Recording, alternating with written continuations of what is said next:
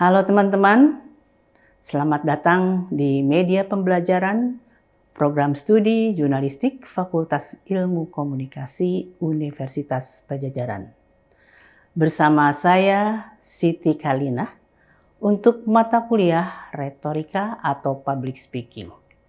Pada pertemuan kita kali ini, kita akan membahas mengenai prinsip-prinsip komposisi pidato. Kita mulai dengan bahasan kita. Prinsip komposisi pidato itu banyak cara untuk menyusunnya, tetapi semuanya itu harus didasari dengan 3 prinsip komposisi. Dan prinsip ini mempengaruhi seluruh organisasi pesan. Prinsip tersebut adalah kesatuan atau unity, pertautan atau coherence, dan titik berat atau emphasize. Kita mulai dengan kesatuan. Komposisi yang baik harus merupakan kesatuan yang utuh. Dalam hal ini adalah kesatuan yang meliputi isi, tujuan, dan sifatnya. Dalam isi harus ada gagasan tunggal yang mendominasi seluruh uraian yang menentukan dalam pemilihan bahan-bahan penunjang. Jadi ada gagasan tunggal kita biar tidak kemana-mana. Komposisi juga harus satu macam tujuan. Tujuannya itu apakah mau memberikan informasi atau mempengaruhi atau menghibur. Nah, kesatuan juga harus tampak dalam sifat pembicara atau mood gitu ya. Sifat pembicara ini mungkin bisa serius atau formal atau informal atau santai-santai saja. Jadi tadi tujuannya mau apa, dipilih salah satu, kemudian moodnya seperti apa. Pilihan manapun akan menentukan pemilihan bahan, gaya bahasa, dan kata-kata. Misalnya, dalam suasana informal, maka gaya pidato kita seperti bercakap-cakap atau konversasional. Kedua adalah pertautan. Pertautan itu menunjukkan adanya urutan bagian uraian yang berkaitan satu sama lain, bertaut gitu ya. Dan pertautan itu menyebabkan perpindahan dari satu pokok bahasan kepada pokok bahasan lainnya bisa lancar. Ya, pertautan. Untuk memelihara pertautan dapat digunakan 3 cara, yaitu ungkapan, penyambung, paralelisme, dan gema. Kita lihat sekarang yang penyambung seperti apa. Ungkapan penyambung adalah sebuah kata atau lebih yang digunakan untuk merangkaikan bagian-bagian. Contohnya, misalnya kalimat pertama kita sudah menyebutkan, lalu kita sambung karena itu, atau walaupun demikian, atau jadi, selain itu, atau dengan kata lain, atau sebagai gambaran, atau yang terpenting adalah bla bla bla. Nah, itu adalah namanya dengan sambung, ya, ungkapan penyambung. Berikutnya adalah paralelisme. Paralel namanya juga paralel ya. Jadi ialah mensejajarkan struktur kalimat yang sejenis dengan ungkapan yang sama untuk setiap pokok pembicaraan. Contohnya misalnya karakteristik Gen Z, generasi Z di dunia kerja gitu ya. Ada beberapa misalnya. Gen Z memiliki kemauan untuk mandiri. Gen Z menghargai keberagaman. Gen Z lebih terbiasa berkomunikasi melalui pesan instan dan berkirim pesan teks. Atau Gen Z selalu melakukan cross-check dan menginginkan kejelasan. Dan Gen Z mengutamakan kebahagiaan. Itu kan paralel kan? Terus bicara Gen Z, tapi dia satu kategori. Ya. Berikut adalah gema atau echo. Berarti kata atau gagasan dalam kalimat terdahulu diulang kembali pada kalimat baru atau berikutnya. Gema dapat berupa sinonim atau perulangan kata atau kata ganti. Ia adalah atau mereka adalah atau hal tersebut, jadi dia menunjuk kepada kalimat sebelumnya. Itu adalah namanya gema. Berikutnya adalah titik berat atau emphasize. Titik berat atau emphasize atau penekanan. Ya. Emphasize ini menunjukkan pada khalayak pada bagian-bagian penting yang patut untuk diperhatikan. Jadi kan kita tuh pidato tuh nggak boleh monoton, karena kalau monoton itu tidak akan berkesan, berlalu begitu saja. Jadi selalu kita ada penekanan, dan penekanan itu yang mana? Yang tentunya yang penting, gitu ya. Hal-hal yang harus dititik beratan atau diperhatikan bergantung pada isi komposisi pidato, tapi pokok-pokoknya hampir sama. Titik berat dalam tulisan dapat dinyatakan dengan tanda garis bawah, huruf miring, atau huruf besar, atau sekarang di bold. Nah, jadi kita sebagai pembicara, mungkin kalau pendengar nggak pernah lihat mana yang di bold, mana yang di garis bawahi, mana yang di huruf miring. Tapi itu pegangan buat kita bahwa ketika kita bicara masalah itu, maka kita harus melakukan penekanan biar pendengar atau khalayak itu mengetahui bahwa itu adalah penting. Dalam uraian lisan, penitik beratan dengan hentian. Misalnya ya teman-teman seringkali lihat tuh para pejabat ketika mau berbicara sesuatu yang penting, dia ketika bicara dia berhenti dulu. Kalau berhenti kan orang-orang siap pada mendengarkan kan? Siap pada mendengarkan. Langsung setelah orang-orang siap mendengarkan baru kita nyambung gitu. Seringkali dilakukan oleh presiden kita ya. Kalau mau menyampaikan sesuatu yang penting dia berhenti dulu ya. Tekanan suara dinaikkan. Ya, jadi mana kita harus menaikkan nada suara kita gitu ya, atau dapat pula didahului dengan keterangan penjelasan seperti begini. Hadirin, akhirnya sampailah kita pada inti pembicaraan. Nah, berarti kan pendengar kan udah siap kan, ini masuk inti pembicaraan loh, ini adalah yang penting. Atau saudara-saudara, yang terpenting bagi kita adalah, nah apa nih yang terpenting bagi kita? Langsung mereka siap mendengar, langsung kita bicara gitu ya. Sekarang kita masuk bagaimana menyusun sebuah pesan pidato. Pidato yang tersusun tertib atau well organized akan menciptakan suasana yang favorable. Favorable itu yang baik, yang menyenangkan, yang bagus gitu ya. Dan membangkitkan minat. Memperlihatkan pembagian pesan yang jelas sehingga memudahkan pengertian, mempertegas gagasan pokok, dan menunjukkan perkembangan pokok-pokok pikiran secara logis. Ya, well organized. Jadi sebuah rangkaian pidato yang tersusun dengan baik dan sistematis gitu ya, nggak loncat-loncat gitu. Pengorganisasian pesan dapat dilihat menurut isi pesan. Itu adalah menyusun pidato. Bagaimana sekarang dengan organisasi pesan? Organisasi pesan dapat mengikuti 6 macam urutan, yaitu deduktif, induktif, kronologis, logis, spasial, dan tipikal. Ini kita mau pilih yang mana nih ya? Kita lihat sekarang. Urutan deduktif. Deduktif itu kalau di dalam yang dikenal dengan metodologi penelitian, deduktif itu adalah berpikir dari yang umum ke khusus gitu ya. Urutan deduktif dimulai dengan menyatakan gagasan utama. Nih gagasan utama kita mau apa nih? Mau tentang narkoba atau saya berikan di sini adalah contohnya merokok ya. Gagasan utama dikemukakan terlebih dahulu, kemudian memperjelasnya dengan keterangan penunjang dan penyimpulan serta bukti. Contohnya, misalnya kita mengawali di pidato kita tuh dengan perlunya menghentikan kebiasaan merokok. Ya, setelah itu kita menguraikan alasan-alasannya. Ya, alasan-alasannya itu adalah yang deduktif, urutan deduktif. Sekarang yang induktif. Induktif berarti sebaliknya. Urutan induktif dimulai dengan perincian hal yang khusus, kemudian menarik kesimpulan. Contohnya, kita mengawali dengan cerita banyak kasus perokok yang stroke. Ada yang misalnya ada stroke atau misalnya kanker tenggorokan gitu ya, atau kanker paru-paru gitu ya, banyak kasus disampaikan gitu ya, kasus itu, dan juga ada pernyataan-pernyataan dokter, kemudian lalu kita menyimpulkan bahwa merokok itu berbahaya. Itu kan merokok berbahaya itu kan umum kan, tapi tadi dengan kasus-kasus. Nah, ini adalah urutan induktif. Bagaimana dengan urutan kronologis? Urutan kronologis, pesan disusun berdasarkan urutan waktu terjadinya peristiwa. Peristiwa apapun ya, terkait konteks ya, karena pidato kita kan tidak terbatas sesuai dengan di bidang kehidupan kita gitu ya, bisa bicara masalah kesehatan, lingkungan, kemudian masalah-masalah generasi muda, masalah Nakalan remaja banyak sekali begitu ya, tapi urusannya kronologis sesuai dengan terjadinya peristiwa.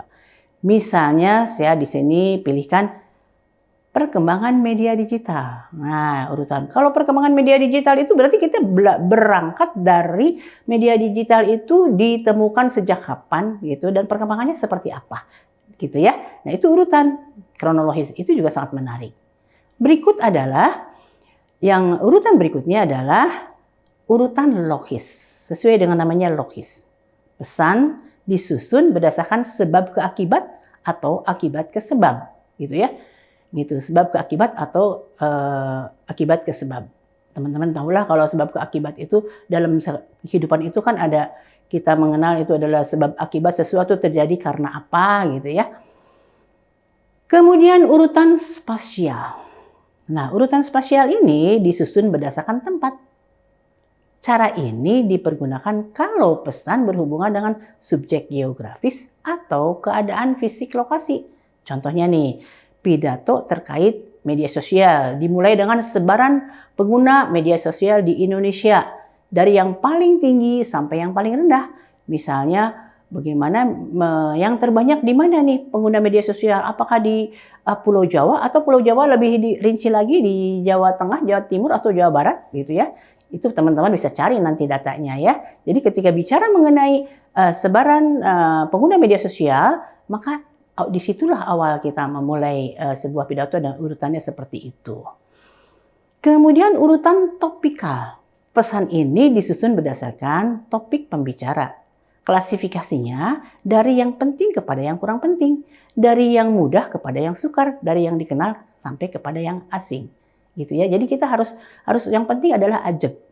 Kalau kita mulai yang kurang penting berarti jadi yang kepenting. Mana dulu boleh silahkan. Atau tadi dari yang kurang penting ke yang penting. Atau yang mudah ke susah atau susah ke mudah. Itu bagaimana kita. Ya. Nah teman-teman kita lanjutkan. Misalnya penyusunan pesan sekarang. Tadi kan urutan di dalam organisasi pesan. Ya. Sekarang penyusunan pesan.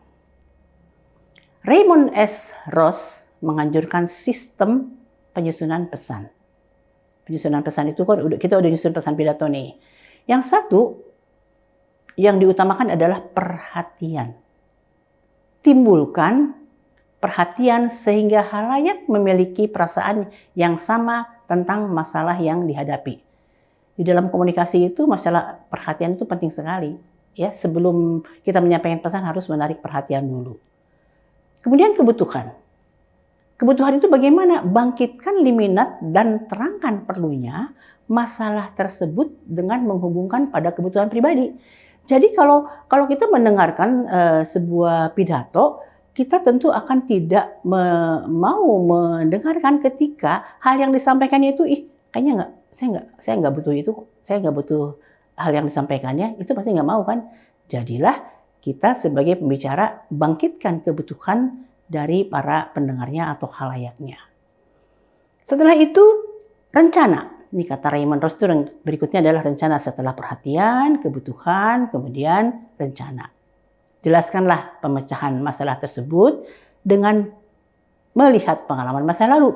Karena kalau penyelesaian sebuah masalah tanpa kita punya gambaran tentu tidak akan.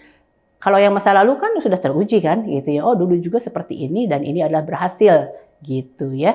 Kalau tidak pernah di masa lalu peristiwa yang sama gitu ya, kemudian tidak dikemukakan pengalaman masa lalu, maka orang jadi ragu gitu ya. Oh iya pernah dulu juga berhasil dengan kondisi seperti ini. Berikutnya adalah penegasan kembali. Perhatian, kebutuhan, rencana, dan penegasan kembali.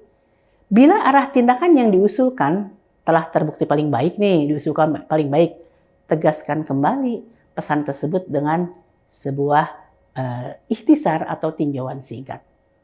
Dan yang terakhir adalah tindakan. Tunjukkan secara jelas tindakan yang harus mereka lakukan, gitu ya.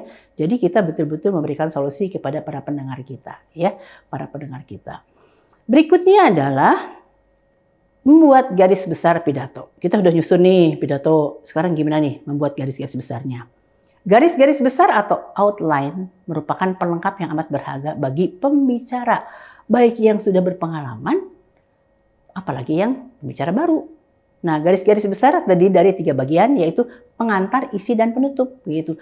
Kalau pengantar, isi, dan penutup, itu gampang sekali ya, dibaginya cuma 3. Pokoknya isinya seperti ini. Mau pidato berapa menit pun, 3 bagian ini harus jelas gitu ya.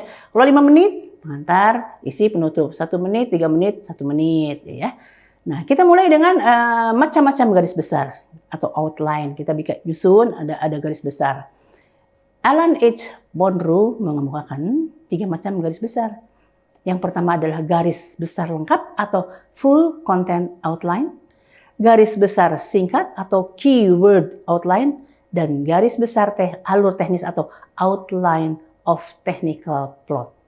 Kita mulai bahas selanjutnya dengan garis besar lengkap. Garis besar lengkap itu gimana? Diperlukan dalam proses pengembangan pidato, digunakan pembicara yang bukan ahli. Itu lebih penting ya buat mereka yang bukan ahli. Pikiran-pikiran pokok ditulis dalam kalimat-kalimat yang sempurna, jadi utuh gitu ya garis besarnya, karena biar bisa dirujuk oleh pembicara pemula gitu ya outline-nya. Tapi kalau garis besar yang singkat, ini diperlukan hanya sebagai pedoman saja. Oh, nanti kita mau bicara apa saja ya. Kayaknya poinnya ini saja deh gitu, nggak usah semuanya gitu ya. Nah, kalau garis besar alur teknis, dia selain mengenai yang pokok-pokoknya, termasuk juga dibahas di situ, dikasih tanda ini gaya bahasanya mesti gimana, teknik penyajiannya gimana. Nah, itu adalah garis besar alur teknis. Selanjutnya, kita masuk ke dalam memilih kata. Kayak ringan, tapi ini adalah penting banget ya. Memilih kata. Bagaimana coba kata-kata yang kita gunakan? Kata-kata harus jelas. Gunakan istilah yang spesifik. Kata-kata yang sederhana, kata-kata harus hemat. Hindari istilah teknis. Ya. Jadi penting sekali nih. Kata-kata juga harus tepat. Hindari kata-kata yang klise, yang dari zaman-zaman dulu, yang nggak nyambung dengan zaman sekarang, itu nggak bisa. Ya, misalnya kita mengumpamakan, alisnya seperti semut beriring. Mana tahu anak sekarang alisnya seperti semut beriring, itu nggak nyambung gitu ya. Tapi pilihlah yang sesuai dengan halayak kita. Tidak boleh juga melakukan penjulukan atau labeling. Misalnya ya julukan-julukan kepada orang tertentu atau pihak tertentu, itu jangan sampai digunakan. Dan jangan juga menggunakan ungkapan yang berlebihan ya. Ini biasanya orang timur tuh kalau memuji suka berlebihan. Ini janganlah, hindari saja ya. Kata-kata juga harus menarik. Kata-kata harus menyentuh langsung kepada halayak ya. Selanjutnya adalah bagaimana cara membuka pidato. Nah, pembukaan pidato adalah bagian yang penting dan menentukan. Tujuan utama pembukaan pidato adalah membangkitkan perhatian, memperjelas latar belakang pembicaraan, dan menciptakan kesan yang baik mengenai komunikator.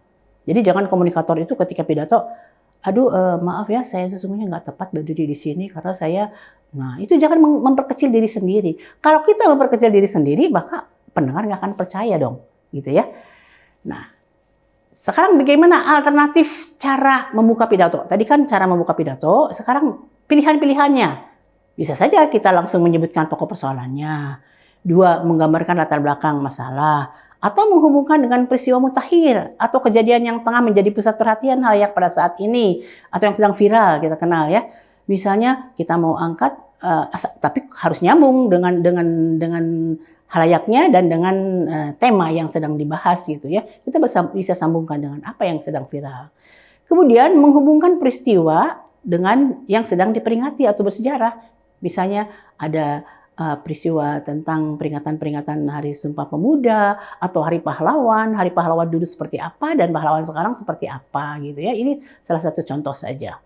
Berikutnya adalah alternatif lainnya adalah menghubungkan dengan tempat di mana pidato itu berlangsung.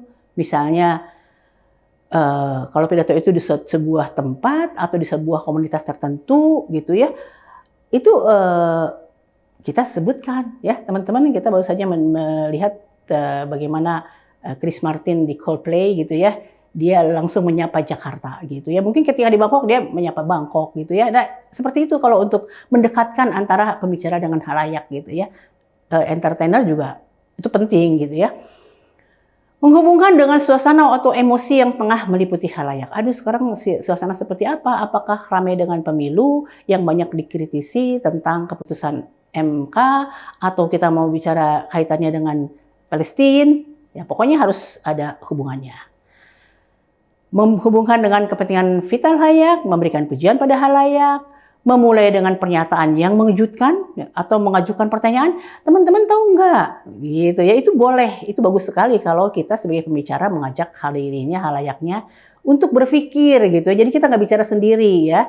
Nah, kemudian boleh jadi menceritakan pengalaman pribadi, misalnya waktu saya ke sini dari rumah, saya di jalan bertemu dengan bla bla bla gitu ya. Atau menyatakan kutipan atau membuat humor. Tapi hati-hati membuat humor. Kalau garing itu malah jadi rugi kita sendiri ya. Dan berikut adalah bagaimana nih, yang paling terakhir adalah menutup pidato. Menutup dan membuka itu sama pentingnya gitu ya. Menutup itu bagaimana? Bisa menyimpulkan atau mengemukakan ikhtisar pembicaraan, menyatakan kembali gagasan yang sudah kita kemukakan, atau mendorong halayak untuk bertindak atau appeal for action. Nah, itu ngajak gitu ya. Mengakhiri dengan klimaks atau mengatakan kutipan sajak, kitab suci, atau berbahasa, atau pantun, sekarang lagi ngetren pantun gitu ya, atau membuat pernyataan yang humoris atau anekdot lucu, dan memuji menghargai khalayak yang penuh perhatian. Demikian teman-teman yang materi yang sekarang, dan terima kasih atas perhatiannya. Sampai berjumpa di media pembelajaran berikutnya untuk mata kuliah retorika.